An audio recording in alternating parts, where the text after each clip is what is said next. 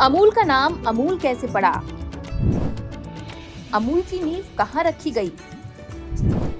अमूल और white revolution का क्या है कनेक्शन? इस वीडियो में हम जानेंगे अमूल की कहानी।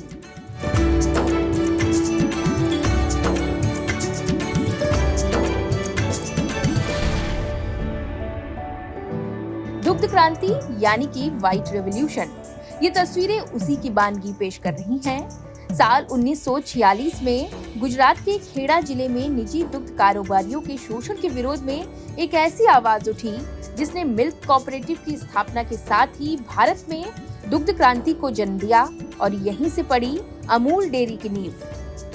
अमूल तो बन गया। और एक स्टोरी में बता दूं, ये अमूल का जो नामकरण का कहानी, कुरियन साहब जो है बैठे थे। अमूल का I think it was 50 early 51 होगा। तो सब लोगों ने नाम, क्योंकि हमको ब्रांडिंग करना है, और तब जो है इन्होंने सोचा था वोल्टास बोल के कंपनी था जिसके थ्रू जो है इसको मार्केटिंग करना था और एक नाम देना है। तो जब बात करते तो कोई फार्मर ने बताया कि हमारा जो चीज़ है ये अमूल्य है। अमूल्य मतलब प्राइसलेस, जिसका कोई प्राइस नहीं हो सकता है। तो कुरियन साहब बोले कि हम लिख रहे थे ऐसा करते, अमूल्य लिखते छोटा होना चाहिए ब्रांड नेम। ब्रांड नेम अच्छा, ब्रांड नेम होने का एक बहुत बड़ा चीज़ है, वो छोटा 1 2 3 शब्द के अंदर होना चाहिए। तो बोले मैं लिखा AMUL, आनंद मिल्क यूनियन लिमिटेड भी हो रहा है। तो मैं तब प्रस्ताव रखा कि साहब अमूल करें, सब लोगों ने राजी हो गए। तो अमूल ब्रांड का जन्म हो गया।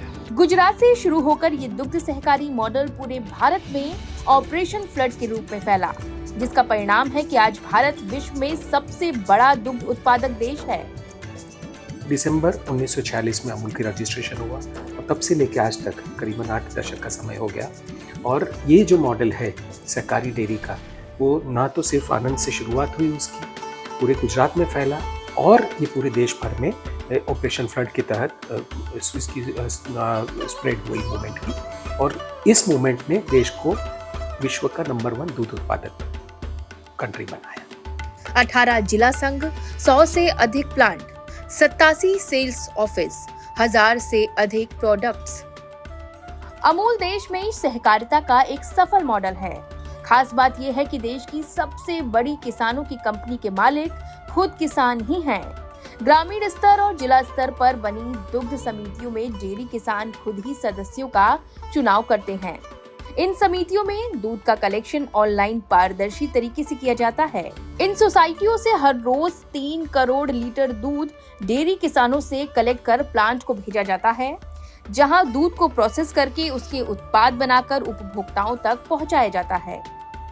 यहाँ जो है वो सब पशुपालक लोग है, वो यहाँ आते हैं, अपना 1 2 5 10 15 जो भी गाय भैंस रखते हैं वो यहाँ हम कलेक्ट करते हैं। यहाँ कलेक्शन है। यहाँ पे मैंने ये BMC रखा है जिससे दूध ठंडा होता है और अमूल की टैंकर आती है और वहाँ से वो कलेक्ट करके ले जाती है। जो छोटे लोग थे वो अभी मिडिल क्लास या अपर क्लास में जा रहे हैं, जिससे वो 1 2 अभी जो पहले रखते थे वो 2 3 4 अभी उनका तबेला है, 10 12 15 20 गाय भैंस रखते हैं। वो यहाँ दूध कलेक्ट होता है, यहाँ से वो छान के लेते हैं। देखिए यहाँ दूध कलेक्ट होता है और यहाँ से एक सैंपल जाएगा। ये स्टरर है, ये स्टरर, और ये है फैट मशीन। इसमें फैट कितना आएगा, SNF कितना आएगा, पानी का मात्रा कितनी रहेगी वो बताएगा। सफारशन को भी यहाँ दिखाई देगा कि मेरा दूध कितना हुआ है, हाँ कितना फैट आया है, कितना SNF है। हाँ ऑटोमेटिक, इसमें कुछ नहीं हो सकता है, सब ऑटोमेटिक है। अमूल से पूरा कनेक्टेड रहता है। अगर कुछ भी होगा उसमें तो एरर आ जाएगा, तो आप उसका फैट भी नहीं निकाल सकते, कुछ भी नहीं निकाल सकते। 3 करोड़ लीटर के दूध का हर रोज कलेक्शन। सहकारिता के इस मॉडल में अधिक से अधिक महिलाओं को जोड़ा गया है, जो अपने आप में महिला सशक्तिकरण की निशानी है। दुग्ध व्यवसाय में महिलाओं की अधिक भागीदारी इनके घरों से लेकर गांवों तक समृद्धता ला रही है। हर रोज डेयरी किसानों के खाते में 150 से 200 करोड़ रुपए का ट्रांसफर होता है। इनमें से 1/3 महिलाओं के खातों में जाता है। जब मैंने शुरुआत की थी तो 5 गायों से किया था और ऐसे बढ़ाते बढ़ाते 15 तक किया। फिर थोड़ा और तबेला मैंने बढ़ाया तो मैं गांव में अब से यहाँ शिफ्ट हुई। तो यहाँ अभी मेरे पास गाय भैंस मिला के 45 पशु है और मैं पूरे साल का दूध भी जो मंडली में भरती हूँ, इस साल मैंने उससे अगले साल मैंने 27 लाख का दूध भरा था।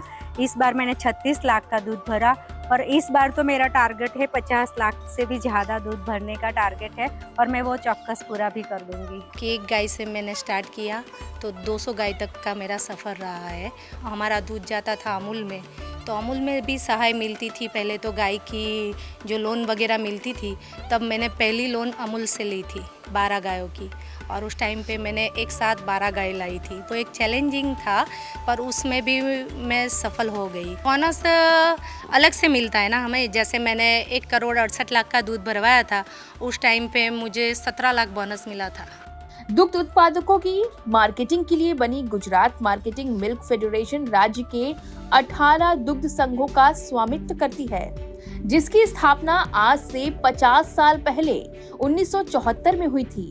दूध कलेक्शन के साथ ही गांव-गांव दूध और दुग्ध उत्पादों को भी अमूल बखूबी पहुंचा रहा है। देश भर में अमूल के 300 वेयर हाउस, 20,000 डिस्ट्रीब्यूटर्स और करीब 10 लाख रिटेल आउटलेट्स हैं।